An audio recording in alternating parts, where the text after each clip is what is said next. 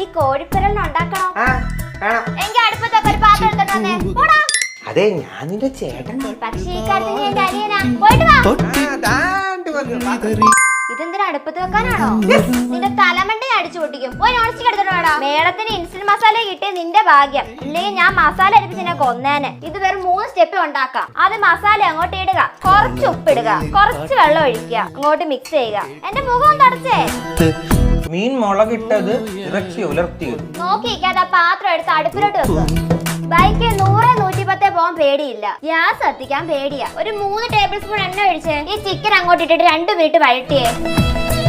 ആവശ്യത്തിനുള്ള ഉപ്പ് അവിടെ ഇരിക്കുന്നു. നല്ലപോലെ അങ്ങോട്ട് ഇളക്കിയേ, ഇല്ലെങ്കിൽ പാത്രത്തിന് നോവും. ഇന്നാ വെള്ളം ഇതൊഴിച്ച് നല്ലപോലെ ഒന്ന് വേവിച്ചേ. ഇത് കഴിഞ്ഞ് കുറച്ച് തേങ്ങാപ്പാൽ കൂടെ ഒഴിച്ചാൽ കോഴിപ്പിരളൻ റെഡി. സിമ്പിളാ, ആർക്ക് വേണം ഉണ്ടാക്കാം. ഇത് കഴിഞ്ഞെങ്കിലേ പെട്ടെന്ന് വാ, നമുക്ക് അടുത്ത് ചോറുണ്ടാക്കാൻ പഠിക്കാം. അതപ്പോ ഉണ്ടാക്കിയില്ലേ?